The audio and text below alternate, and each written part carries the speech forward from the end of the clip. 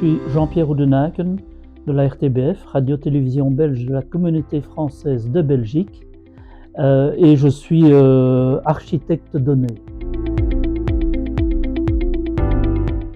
Nous sommes actifs dans les médias, en télévision, en radio et désormais sur Internet également.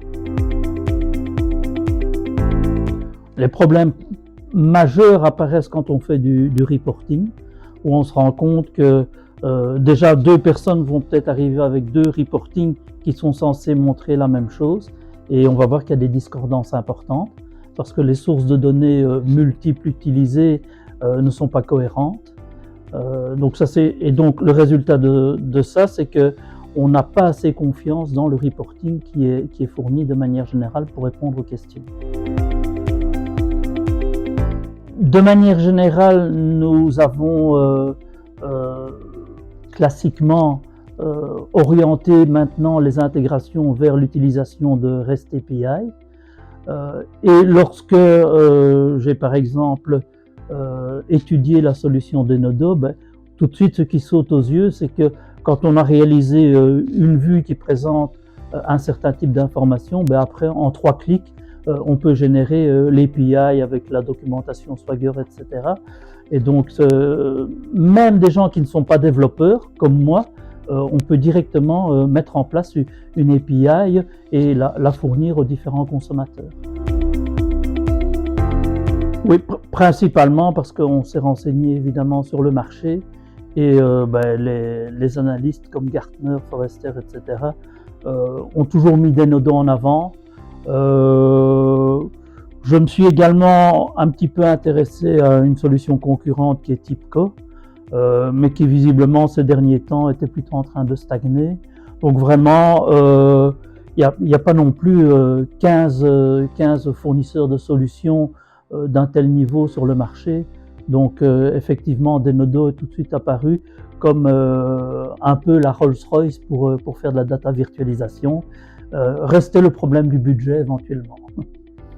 Les fonctionnalités les plus fortes de la plateforme Denodo sont, je dirais, la facilité d'utilisation de manière générale. C'est extrêmement simple. À partir du moment, et quand on travaille dans les données, c'est le cas, la personne connaît SQL, elle connaît Denodo en général, elle sait l'utiliser. Donc c'est vraiment très facile à utiliser.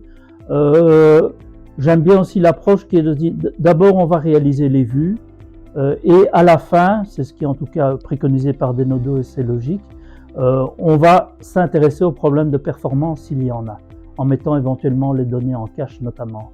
Et donc d'abord on essaye de mettre en place les vues, ce que nous appelons les vues canoniques, qui sont vraiment les vues les plus générales, les plus communes qui vont être utilisées par rapport à des objets métiers. Et ensuite, en fonction des usages qui vont en être faits, on examinera les éventuels problèmes de performance qu'il pourrait y avoir. Donc nous avons déjà un nombre assez élevé de sources de données différentes, donc de technologies sous-jacentes différentes.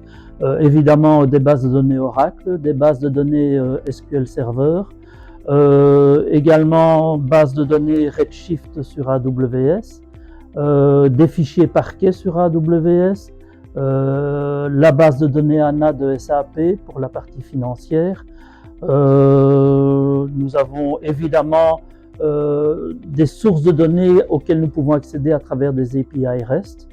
Donc ça c'est un exemple un échantillon de sources de données auxquelles nous accédons.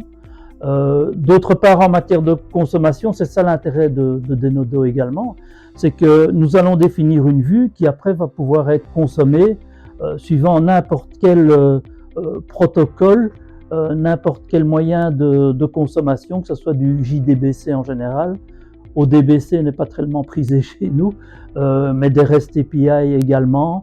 Donc vraiment, on est sûr au moins que n'importe qui consomme la donnée va consommer la même donnée quel que soit le mode qu'il va utiliser.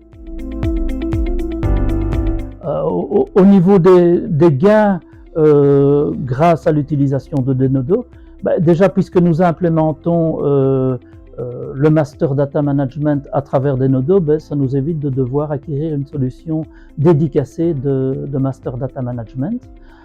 D'autre part, la manière de travailler avec des nodos fait que les choses sont jusqu'à un certain point autodocumentées à travers les vues qu'on va mettre en place, etc. Et les conventions de nommage, les descriptions, toutes les métadonnées qu'on va associer aux vues, ça va nous permettre de documenter en fait l'ensemble des objets qui vont être développés dans des nodos et qui peuvent être notamment consultés à travers le data catalogue pour les utilisateurs finaux. Nous considérons aussi que nous faisons quelques économies par le fait que nous faisons moins de copies de données, évidemment, puisque nous privilégions l'accès direct aux sources de données, en ce compris des sources de données opérationnelles lorsque cela est possible. Donc, chaque fois qu'on peut éviter de faire des réplications de données à travers des data warehouses, etc., ça nous fait des économies en coût de stockage, mais aussi éventuellement en coût de migration lorsque nous devons faire des changements.